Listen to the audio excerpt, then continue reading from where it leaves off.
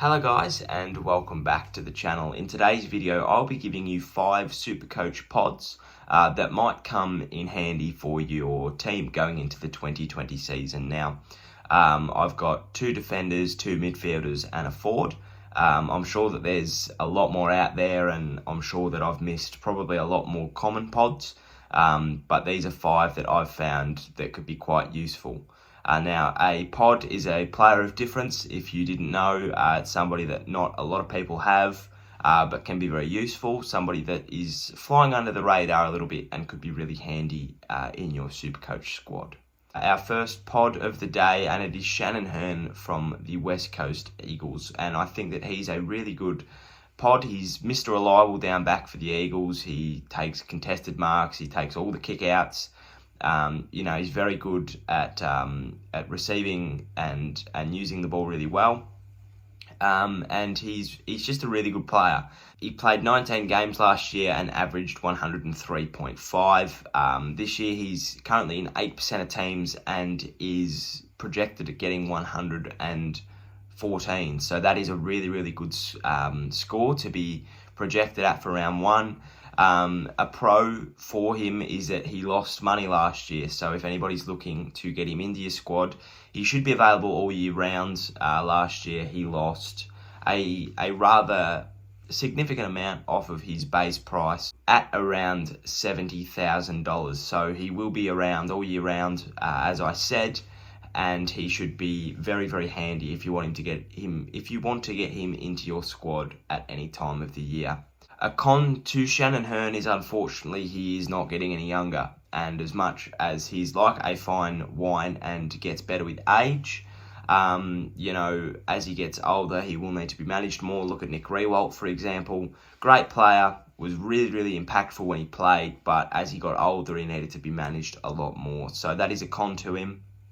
But I think that he's still very, very handy, still a very good captain, a very good leader, and I think that he's very important in the West Coast Eagles side. My second pod is Dane Rampe from Sydney. He's in 1% of squads and he's projected at 95. Now that's all right. That's quite solid, and if he can keep that up, obviously he will get higher than that in some games, and unfortunately he will get lower, but I think that 95 is a good sort of base rating. He's a really good player. He can push up the ground if he needs to. He can jump on posts if he is required to, so he's very, very versatile in what he can do. He played 21 of the 22 games last year and averaged 95, so he's gone up a little bit this year. A pro to him is that he is very cheap. He's $527,000, so for a player of difference to be around the same as a primo, it's quite good.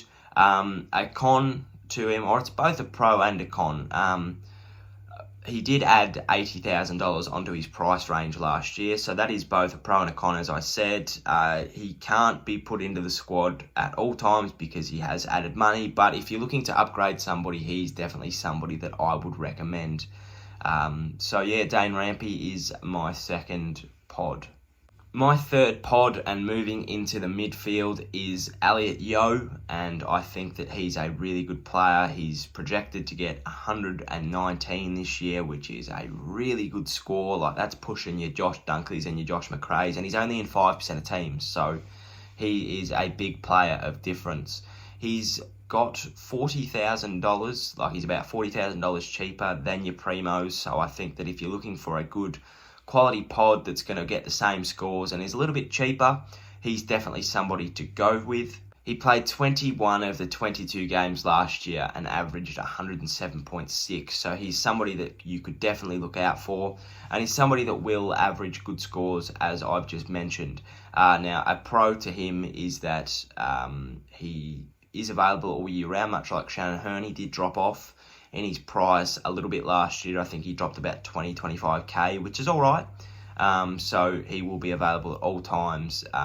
He's not quite a dual position player, but he can push up forward and kick a couple of goals per game, so that is really handy as well for those extra couple of points. My fourth pod for the 2020 season is Rory Sloane from Ablett, and he's just fantastic. He played all 22 games last year.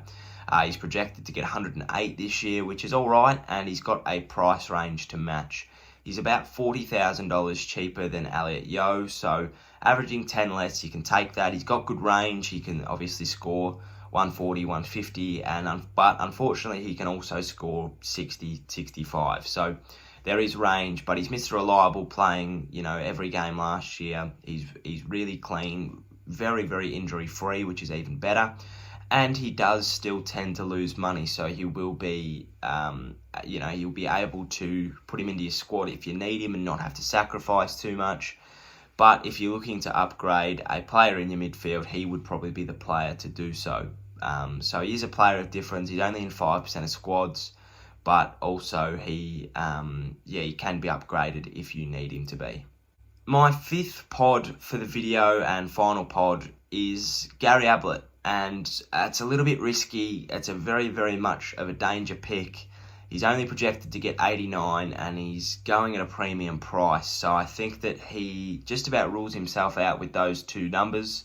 He's only in 1% of squads, and he is reliable. In his last couple of games, he was getting scores upwards of 140 and 160. So he can pull those numbers, and he does play games. He does have very good game time, playing 21 of the 22 games last year in the regular season.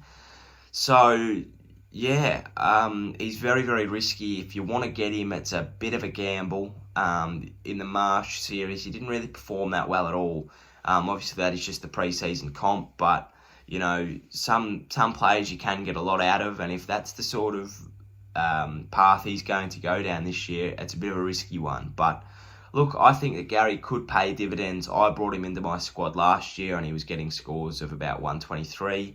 He lost about 100k on his starting price last year, so that is both a pro and a con.